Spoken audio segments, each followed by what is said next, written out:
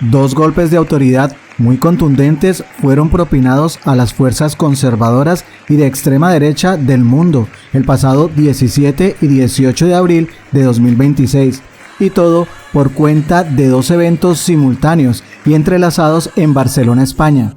Por un lado, el presidente Pedro Sánchez fue el anfitrión del evento internacional en defensa de la democracia, un espacio que reunió a países de distintos continentes para debatir desafíos globales como la desigualdad, la crisis del multilateralismo y la desinformación, entre otros temas. Por otro lado, transcurría el evento de la Global Progressive Mobilization, un movimiento progresista en el que todos los participantes contribuyen desde sus propias visiones, regiones y tradiciones políticas.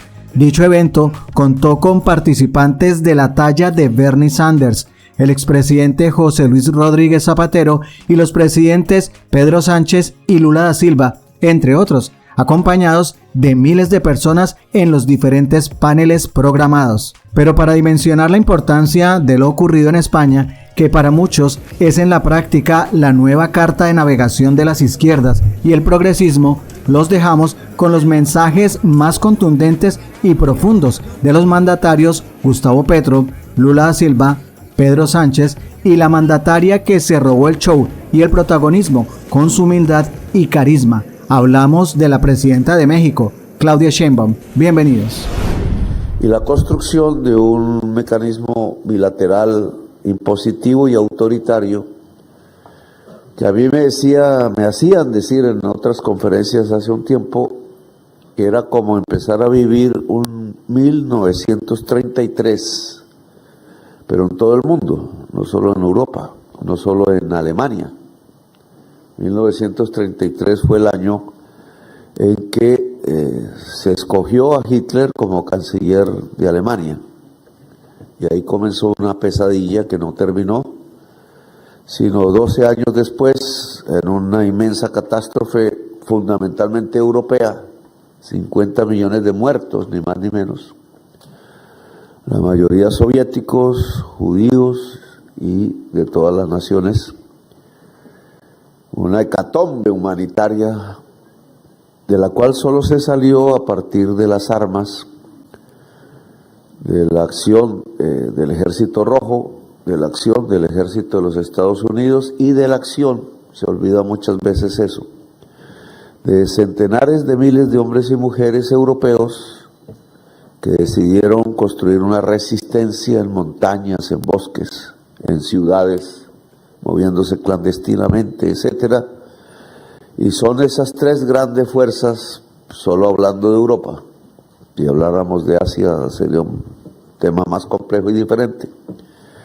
Lograron restablecer la posibilidad de la libertad y de la democracia como opción para la humanidad.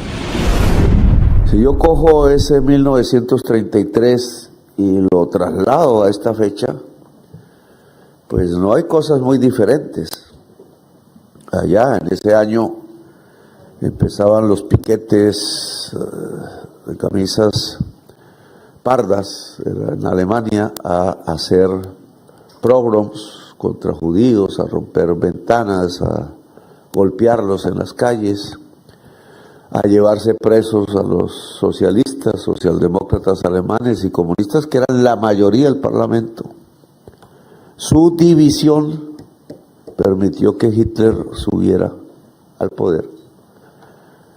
Esa división surgió incluso de una revolución fracasada donde los socialdemócratas fusilaron a los dirigentes del grupo Espartaco, Rosa Luxemburgo y Karl Liebknecht, que dirigían esa revolución, pero no hablemos ya tanto de la historia. Pero es la secuencia de cómo esa división que surge en los años 20 del progresismo alemán de ese entonces, el partido obrero más grande del mundo, termina con el fascismo en el poder y llevando a Alemania y a toda Europa a una hecatombe humanitaria que dejó 50 millones de muertos. Es decir, lo que es hoy la población de Colombia, toda junta. La violencia colombiana no logra de lejos acercarse siquiera a la violencia que vivió Europa en ese entonces, aunque Diversas prácticas ahora reviven. Solo los pogroms contra pueblos latinoamericanos en Estados Unidos, solo porque ellos consideran que no tienen derecho a vivir allí. Y los sacan como perros y los llevan a campos de concentración que hoy existen. Sí, porque en el trasfondo de esa actitud consideran, y no solo gobernantes, sino una parte muy importante de la sociedad, que el hecho de no tener la piel blanca nos hace menos. En el fondo es eso, porque migrantes ha recibido Estados Unidos desde su inicio, irlandeses, italianos, los mismos ingleses eran inmigrantes allí, italianos y otros pueblos, pero cuando la diversidad de la humanidad cambia el sentido de la migración, entonces entran latinoamericanos, consideran que ya eso no es sostenible y que hay que sacarlos, con un agravante, y es que los ancestros de los pueblos latinoamericanos no venimos solo de lo latino, que nos pone el nombre, pero los africanos no eran latinos y los llevaron a la fuerza y allá están. Y los amerindios, los pueblos ancestrales que llamamos nosotros, no eran latinos y viven en las Américas desde hace 60,000 años, que sepamos. Y entonces, ¿cómo una persona que hace 100 años llegó a Estados Unidos a través de su familia le dice a quienes son hijos de gente que recorría esas tierras sin fronteras hace 60,000 años que tienen que irse? Es una aberración histórica.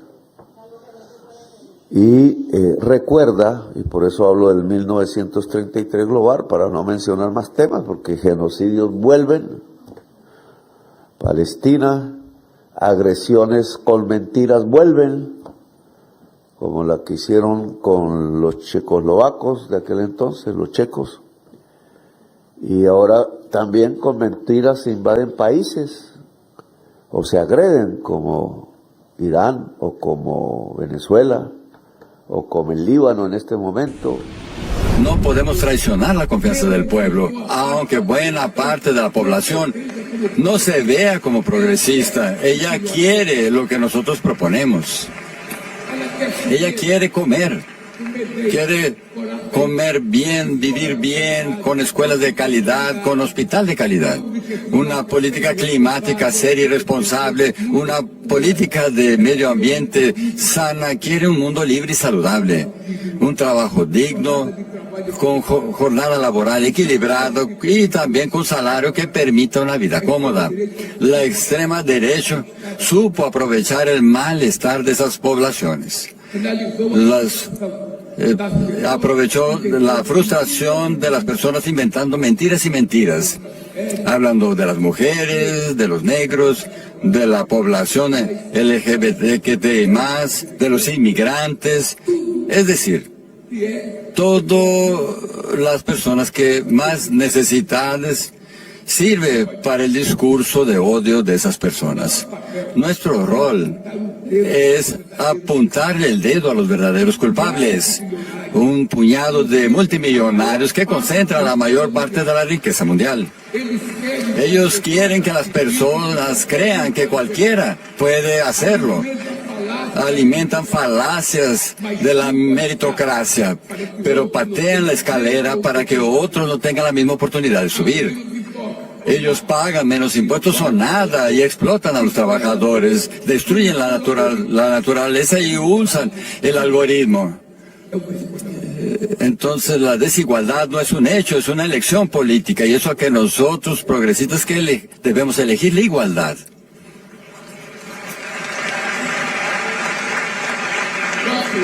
Nuestro eslogan debe ser estar siempre del lado del pueblo. Esa lucha tiene que ser global. De nada sirve mantener el orden en un mundo de desorden. Los señores de la guerra avientan bombas a mujeres y niños, gastan miles de millones de dólares que se podrían usar para terminar con el hambre y resolver el problema energético y de la salud. El sur global paga la cuenta de las guerras que no provocó y de los cambios climáticos que no provocó. Se le trata como un jardín trasero de las grandes potencias y lo sofocan aranceles abusivos y deudas impagables. Nuestra función es ser proveedores de materias primas. Ser progresista es defender el multilateralismo reformado, es defender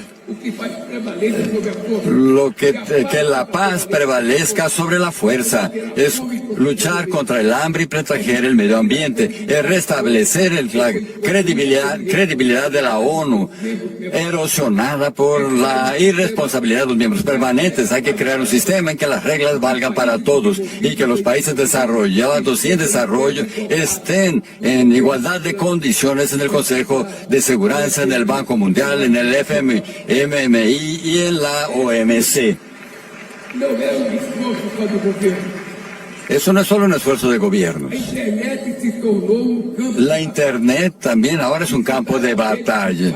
Disputar las redes virtuales es una tarea ineludible y la disputa tiene que ir más allá de las pantallas. Hay que llevar a las universidades, a las iglesias, a los sindicatos, a las asociaciones, los barrios y para la sociedad como un todo. La extrema derecha grita, miente y ataca. No podemos tener miedo de hablar más alto y con mucha responsabilidad.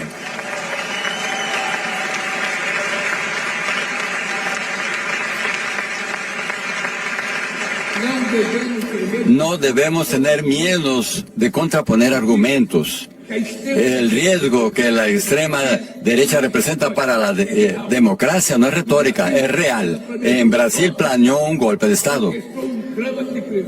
Él prevenía el asesinato del presidente electo, del vicepresidente y del presidente de la justicia electoral.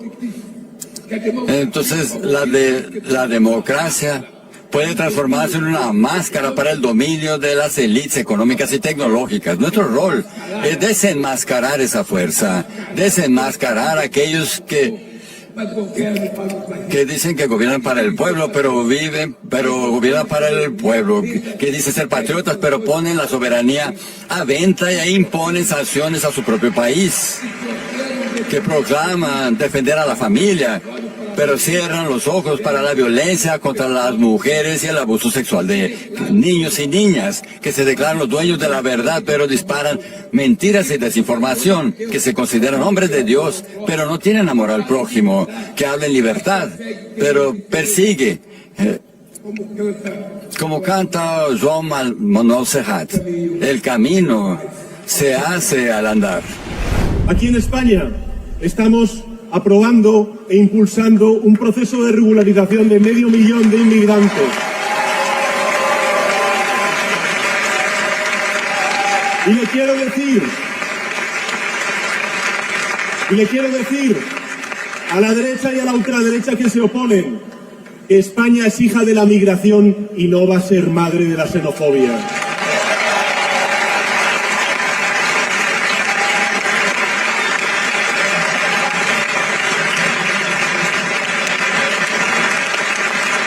El orgullo, amigos y amigas, de estar del lado correcto de la historia. Sí, de defender el derecho internacional, de defender la paz y de gritar una y mil veces sí a la paz y no a la guerra, sí a la paz y no a la guerra, sí a la paz y no a la guerra, sí a la paz y no a la guerra.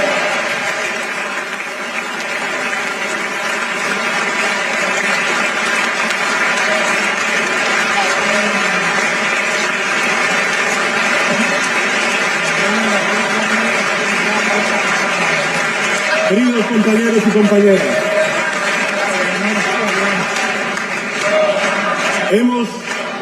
hemos recuperado la unión, hemos recuperado el orgullo, pero debemos hacer algo más. Algo que ahora es incluso, si me permitís, mucho más importante, o igual de importante. Algo que nos robaron sin que, por cierto, nos diéramos cuenta. Y ese algo es la fe en el progreso. La fe en el progreso. El presidente Lula lo ha explicado en primera persona. Él creía en la democracia y cree en la democracia porque una persona humilde como él llegó a ser presidente del sindicato en Brasil y presidente de la República de Brasil.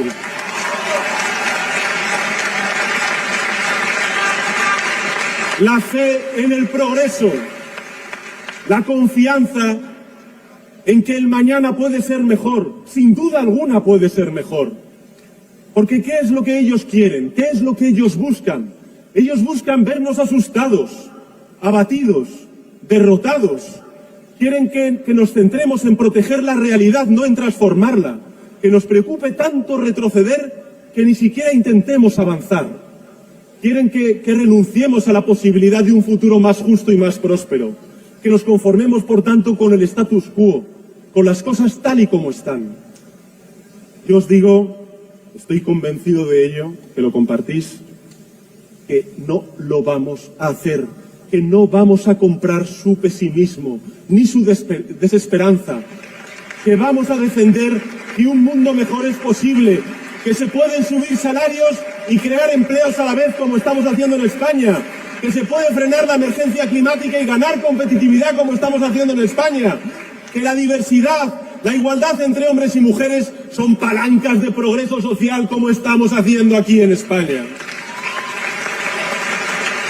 Que se puede proteger a los más vulnerables y al mismo tiempo podemos reforzar la protección de la clase media y trabajadora de nuestro país y que la prosperidad de las naciones o es compartida o no será. Y también, ¿por qué no decirlo? Es posible recuperar algo esencial, que es el tiempo. Tiempo para estar con nuestras familias, tiempo para disfrutar, tiempo para vivir.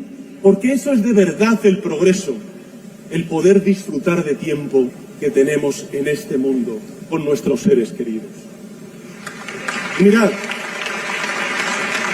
lo vamos a hacer. Lo vamos a hacer doblándoles el brazo a quienes se creen intocables. A los multimillonarios que explotan a la gente y cuya codicia no tiene límites. A los especuladores que juegan con los ahorros y las casas de la gente. A los tecnoligarcas que quieren llenarse el bolsillo a costa de la salud de nuestras democracias y la salud mental de nuestros jóvenes. Vamos a hacerlo.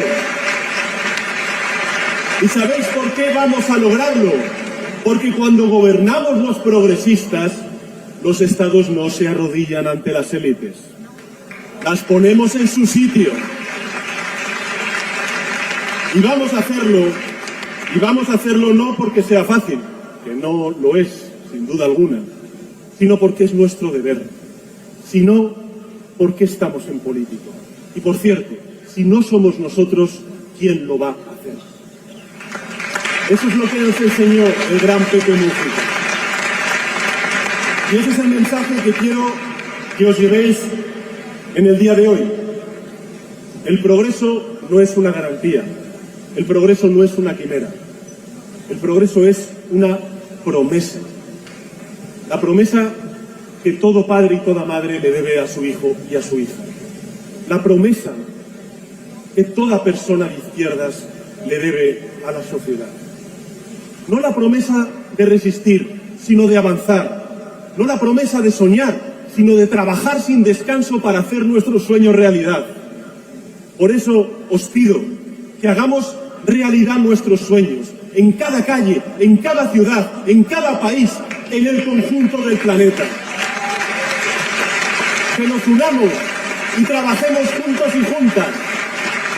Y hacerlo además con moral de victoria, para que dentro de unos años la gente pueda mirar atrás y dijo, en Barcelona empezó todo. En este lugar somos 5.000 personas soñando un mundo mejor, pero fuera hay millones y millones de personas dispuestas a unirse a nosotros para convertir ese sueño en realidad. Esa es nuestra responsabilidad y ese es nuestro compromiso. Muchas gracias. Vengo orgullosa de mi pueblo, de su historia, de su capacidad de resistir, de compartir y de no olvidar a quienes más lo necesitan. Un pueblo que en 2018 decidió que el desarrollo democrático existe cuando se trabaja para la prosperidad compartida, o como lo decimos en México, por el bien de todos, primero los pobres. Vengo de un pueblo que en 2024 decidió romper su historia de machismo y eligió a su primera mujer presidenta para que llegáramos todas. Vengo a la cumbre por la democracia para felicitar a mis colegas presidentes que luchan todos los días por ella. Vengo a contarles lo que México tiene como principios constitucionales surgidos de la historia en materia de principios democráticos en política exterior y que hoy resuenan fuerte y claro y están más vivos que nunca en el escenario mundial. El respeto a la autodeterminación de los pueblos, la no intervención, la solución pacífica de controversias, el rechazo al uso de la fuerza, la igualdad jurídica de los estados, la necesidad de la cooperación internacional para el desarrollo, el respeto a los derechos humanos, la lucha permanente por la paz. Porque en un mundo herido por la guerra, por la desigualdad, estos principios democráticos siguen siendo un aporte de México a los pueblos del mundo como un símbolo de esperanza. Los principios democráticos también significan libertad, pero vale la pena preguntarnos, ¿cuál libertad? ¿La libertad que defiende el conservadurismo? ¿La libertad de someterse a intereses externos? ¿La libertad de convertir a las naciones en colonias modernas? ¿O la libertad del mercado sin Estado, que convierte a muchos en nada y a pocos en mucho? No. Creemos que la democracia implica libertad, pero la libertad es palabra vacía si no la acompaña la justicia social, la soberanía y la dignidad de los pueblos. Cuando hablamos de democracia, no es la de las élites, sino la del pueblo. No es la de la concentración de la riqueza, sino la de la distribución. No de la imposición, sino de la participación. No de la guerra, sino de la paz. No de la indiferencia y de la exclusión, sino de la cooperación y la inclusión. Cuando hablamos de democracia nos referimos a la democratización de la cultura, del acceso a la educación, del acceso a la salud, del fin último de los gobiernos, que es la procuración de la felicidad de sus pueblos. La democracia, como decía Abraham Lincoln, es el poder del pueblo, por el pueblo y para el pueblo. No hay democracia cuando no hay opción para los pobres, para los desposeídos. Por ello, quiero proponer una acción concreta que propuse en el G20, sencilla, una propuesta que parta de una nueva visión de las Naciones Unidas. Destinar el 10% del gasto mundial en armamento, que asciende a miles de millones de dólares, para impulsar un programa global que permita a millones de personas reforestar millones de hectáreas cada año. En vez de sembrar guerra, sembremos paz, sembremos vida. Quiero proponer una declaración en contra de la intervención militar en Cuba, que el diálogo y la paz prevalezcan. Quiero también extender una invitación para que esta cumbre tenga como próxima sede a México, donde podamos dialogar sobre la economía centrada en el bienestar y sobre una democracia que responda a las verdaderas necesidades de los pueblos. Porque la democracia significa elevar el amor por encima del odio, cultivar la generosidad en lugar de la avaricia, la fraternidad por encima de la guerra.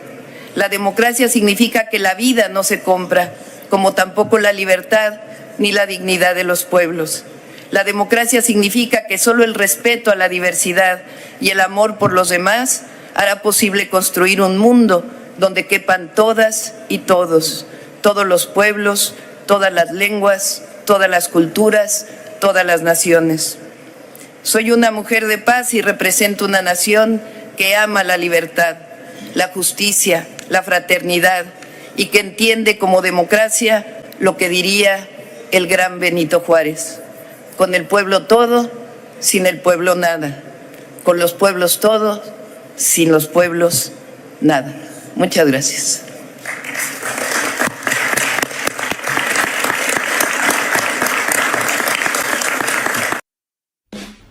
Gracias por hacer parte de la comunidad Magenta Radio. Si te gustó el video, por favor compártelo, comenta y por supuesto darle like. Nos vemos en el siguiente video.